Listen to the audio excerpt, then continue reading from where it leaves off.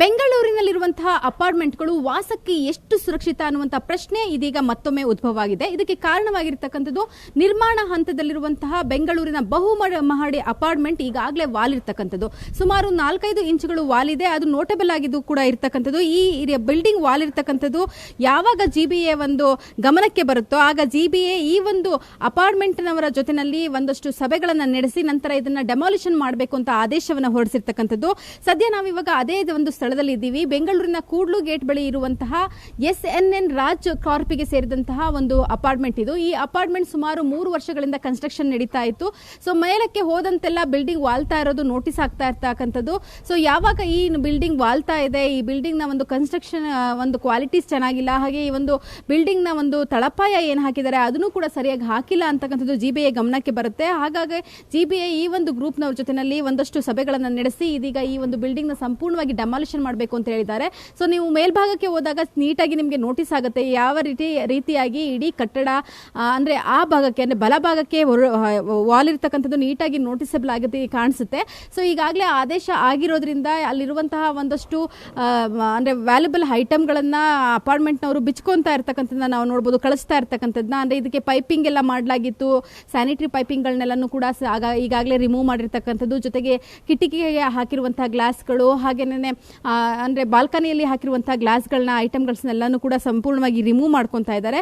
ಸೋಮವಾರದಿಂದ ಇದನ್ನ ಹೊಡಿಬೇಕು ಅನ್ನುವಂತಹ ಆದೇಶವನ್ನ ನೀಡಿರ್ತಕ್ಕಂಥದ್ದು. ಇದಕ್ಕೆ ಸಂಬಂಧಪಟ್ಟಂಗೆ ತಜ್ಞರನ್ನ ಸಂಪರ್ಕಿಸಿ ಇದನ್ನ ಸರಿಯಾಗಿ ನೀಟಾಗಿ ಅಂದ್ರೆ ವೈಜ್ಞಾನಿಕವಾಗಿ ನೆಲಸಮವಂತ ಮಾಡುವಂತಹ ಒಂದು ಟೆಕ್ನಿಕಲ್ ಟೀಮ್ ಅನ್ನ ಸಂಪರ್ಕಿಸಿ ಅದನ್ನ ರಿಮೂವ್ ಮಾಡಬೇಕು ಅನ್ನುವಂತಹ ಒಂದು ಮಾನದಂಡಕ್ಕೆ ಜಿಬಿಎ ಬಂದಿರತಕ್ಕಂಥದ್ದು. ಆದ್ರೆ ಇಲ್ಲಿ ನಾವು ಗಮನಿಸಬೇಕಾದಂತಹ ವಿಚಾರ ಅಂತ ಅಂದ್ರೆ ಯಾವ ಕಾರಣಕ್ಕೆ ಇಂತಹ ಒಂದು ಇಲ್ಲಿಗಲ್ ಕಾಮಗಾರಿಗೆ, ಒಂದು ಕ್ರಮಬದ್ಧವಾಗಿ ಇಲ್ಲದೇ ಇರುವಂತಹ ಕಾಮಗಾರಿಗೆ ಜಿಬಿಎ ಅವಕಾಶವನ್ನ ಮಾಡಿಕೊಟ್ಟಿದೆ ಅಂತ. ಯಾಕಂತಂದ್ರೆ ಯಾವುದೇ ಒಂದು ಅಪಾರ್ಟ್ಮೆಂಟ್ ನಿರ್ಮಾಣ ಆಗಲಿ, ಯಾವುದೇ ಒಂದು ಕಟ್ಟಡ ನಿರ್ಮಾಣ ಆಗಲಿ ಜಿಬಿಎ ಟೌನ್ ಪ್ಲಾನ್ ವ್ಯಾಪ್ತಿಗೆ ಬರುತ್ತೆ. ಅವರು ಪದೇ ಪದೇ ಬಂದು ಅದನ್ನ ವಿಸಿಟ್ ಮಾಡಬೇಕಾಗುತ್ತೆ. ಸೊ ಯಾವ ಹಂತದಲ್ಲಿ ಇದೆ ಕಾಮಗಾರಿ ನಡೀತಿರ್ತಕ್ಕಂಥದ್ದು ಸರಿಯಾದ ಮಟ್ಟದಲ್ಲಿ ನಡೀತಾ ಇದೆಯಾ ಅಂತಕ್ಕಂಥದ್ದನ್ನ.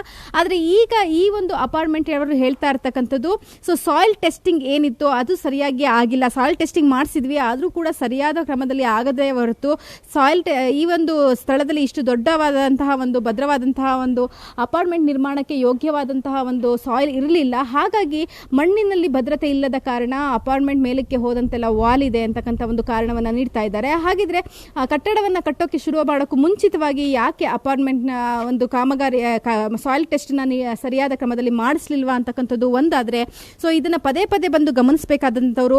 ಹಾಗೇನೆ ಅಂದ್ರೆ ತಳಪಾಯದ ಒಂದು ಕಾಮಗಾರಿ ಏನಿದೆ ಅದು ಚೆನ್ನಾಗಿ ಆಗಿಲ್ಲ, ತಳಪಾಯದ ಒಂದು ಕಾಮಗಾರಿ ಸರಿಯಾದ ಕ್ರಮದಲ್ಲಿ ಆಗಿಲ್ಲ, ವೈಜ್ಞಾನಿಕವಾಗಿ ಇಲ್ಲ ಅಂತಕ್ಕಂಥ ಒಂದು ಆರೋಪಗಳು ಕೂಡ ಕೇಳಿ ಬರ್ತಿದೆ.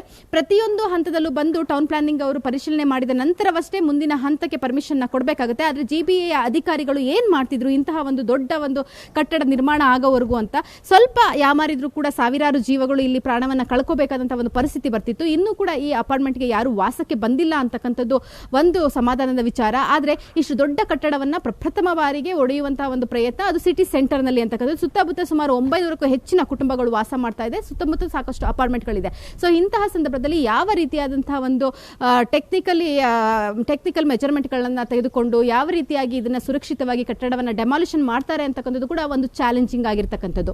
ಕ್ಯಾಮರಾ ಪರ್ಸನ್ ಮುನಿರಾಜು ಜೊತೆ ರಕ್ಷಾ, ಏಷ್ಯಾನೆಟ್ ಸುವರ್ಣ ನ್ಯೂಸ್, ಬೆಂಗಳೂರು.